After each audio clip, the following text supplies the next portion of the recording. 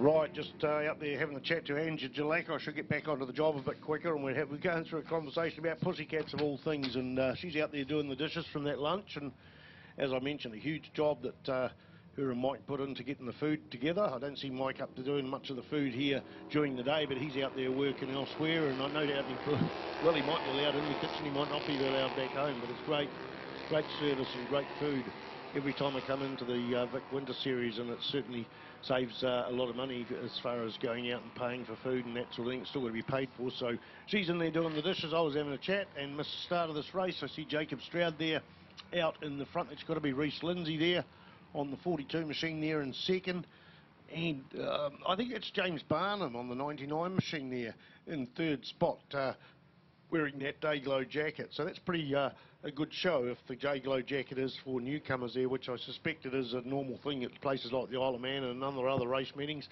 and it certainly can do no harm here. I remember one of the young Stroud boys complaining about having to wear an orange jacket, and I said to him, well, it just means a commentator can pick up and just show how bloody good you are. I think that was young Jesse, and he sort of, oh yeah, okay, I can see that point. He sort of understood it. All right, the battle is on between the two KTMs out in the front. Jacob Stroud looks over his shoulder and has been swamped by Reece Lindsay, but just by 8 thousandths of a second. Mate, this is just excellent racing all day long. There's none of the classes have been spread out too far. It's just bang, bang, bang. We've seen 106.085, I think, from Hayden Fitzgerald, and that's on a Superstock. You must check out what the Superstock lap record is. It won't qualify for it today.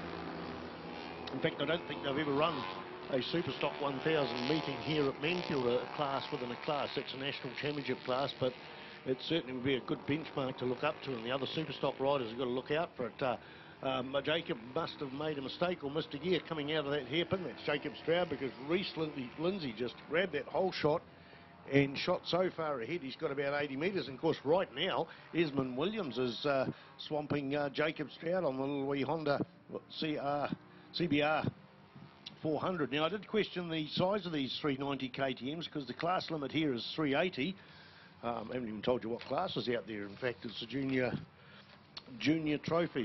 These are 6-lap races, but they called us 390. They're actually 373 cc's, and I asked that because the limit here is 380. So they're a 373 cc bike, and I was talking to one of the lads there in Scatchel, and he says they're probably called 90s because the KTM have the 1290, the 690 range, and they've along with that. So that makes perfect sense. Or they just have millions and millions of 90 stickers and just put 12, 3 or 6 in front of them. Whatever it is, we've got 2 of them out in the front there, but they are being shadowed quite a lot by Esmond Williams. Look at this, number 58 there in 5th place, the fastest lap so far. So wow, that's outstanding. In fact, he's back in 5th place, and he's just gone through into 4th. He's passed James Barnum. Tarbin Walker's in behind those two riders. So Campbell Grayling on the EX250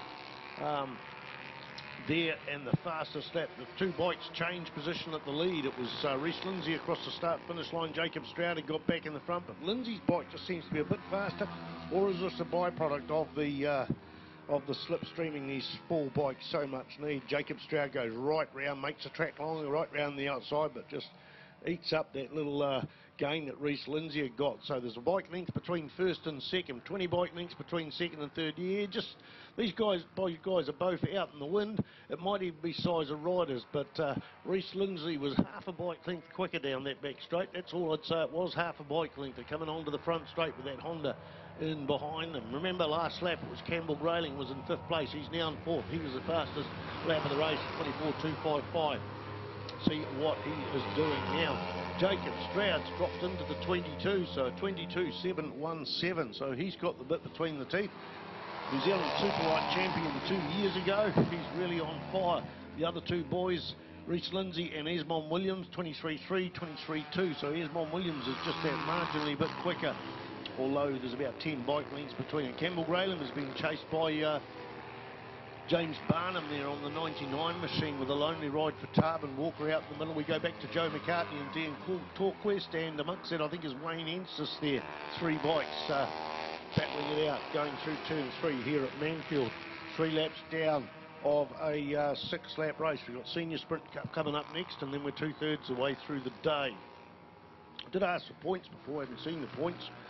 maybe we wait till the end of this and get the points, or maybe we wait till the end of the day. Now, if we wait till the end of the day, no one will hear it, because the big job is at the end of the day is to go and get those airbags from the big sweeper there. Red flag, we've got a red flag situation. Don't know where that is, but we have a red flag situation somewhere out there on the track. That's a bit disappointing. Okay, we've done 3 laps of a 6-lap race. It will go back a lap, so there will have to be, I think, a restart. Where is that? And oh, there's a bike lying down coming out of the hairpin. So I'm going to put you back on a bit of music, folks.